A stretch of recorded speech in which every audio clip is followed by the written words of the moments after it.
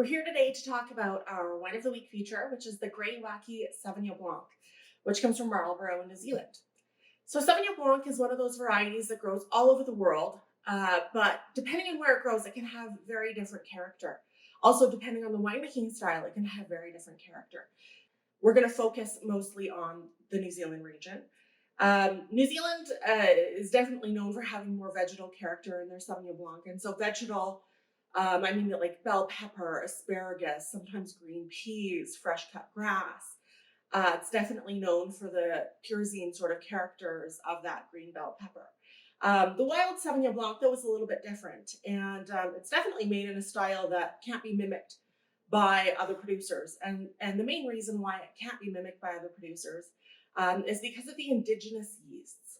So in winemaking, you need to have sugar and you need to have yeast in order to have fermentation.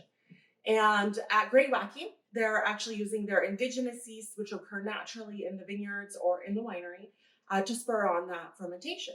And while it can be a bit risky to do this, because you don't have control of the final product per se, it's definitely a risk that has paid off for Greywacke, as this wine, the Greywacke Wild Sauvignon, has gotten outstanding critic scores from its inception.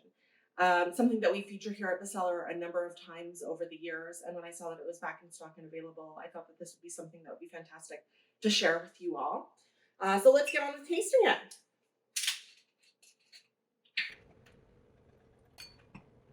Okay, so huge aromatics.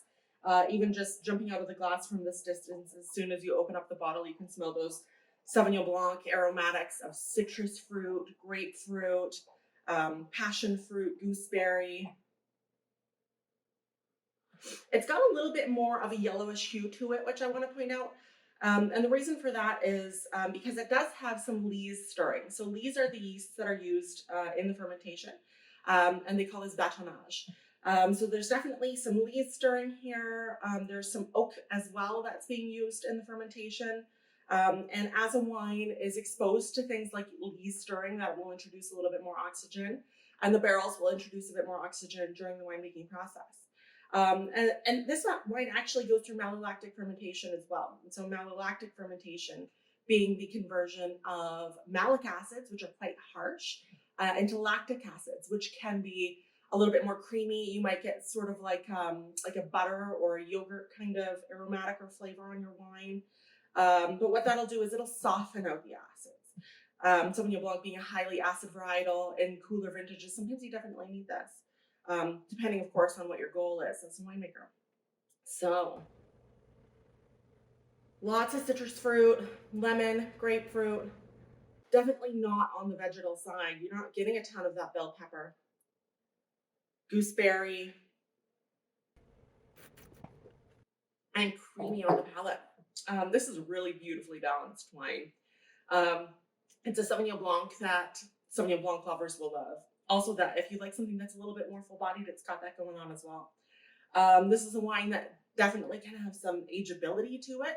I don't know why you'd want to, though, because honestly, it's tasting really good now. That's totally subject to how you like your wine.